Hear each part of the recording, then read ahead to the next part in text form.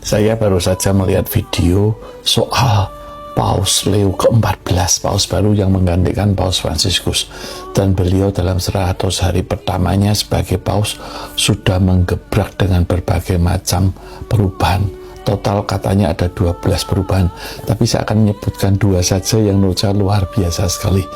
Yang pertama, Paus Leo ini memerintahkan Vatikan untuk menjual sepertiga hartanya, harta yang tidak ada kaitannya dengan liturgi, ya, perhiasan, lukisan, piala-piala emas, pokoknya yang nggak ada kaitannya dengan liturgi keagamaan disuruh jual, dan uangnya digunakan untuk membantu orang miskin, membiayai rumah sakit di Afrika, membantu pengungsi di perbatasan Myanmar, membangun gereja yang ambruk di Filipina, kemudian juga membantu orang-orang yang terjerat hutang di Amerika Latin. Karena Paus Leo mengatakan harta sejati gereja adalah kaum miskin, bukan emas perhiasan yang disimpan di bawah tanah. Luar biasa sekali keberpihakan Paus Leo ini untuk orang miskin. Ia mengatakan kita tidak hanya bicara tentang orang miskin, kita berpihak secara radikal terhadap orang miskin, karena itulah harta sejati dari gereja, bukan emas perhiasan, tapi kasih dan perbuatan yang nyata. Luar biasa.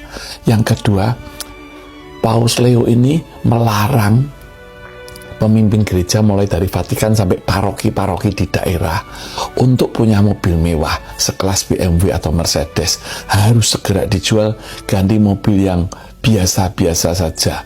Kemudian juga tidak boleh para pemuka agama, pemimpin gereja dari Vatikan sampai paroki yang paling di desa untuk tinggal di rumah mewah, apartemen mewah.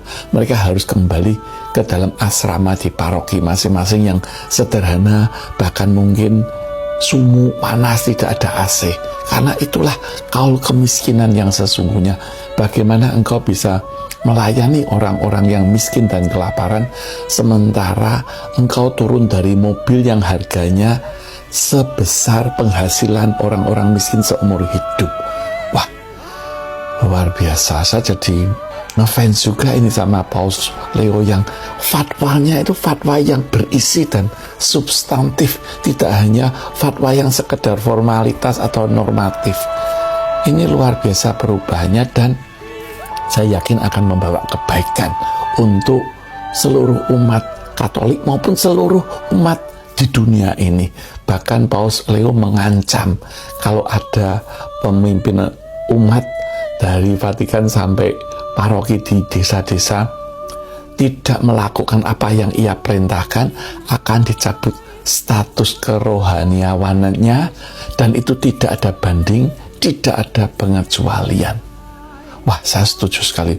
Untuk hal yang baik memang harus dengan tangan besi, karena kadang orang sudah kadung khilaf, nggak bisa disadarkan dengan kata-kata, harus digebrak dengan tindakan, harus disadarkan dengan air dingin. Wake up, smell the coffee.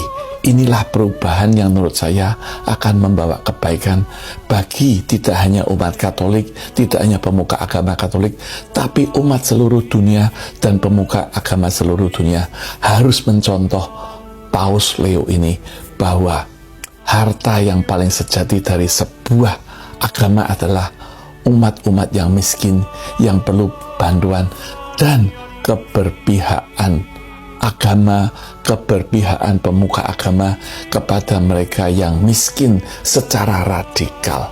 Karena harta sesungguhnya adalah perbuatan kasih, cinta, bukan emas yang berkilauan.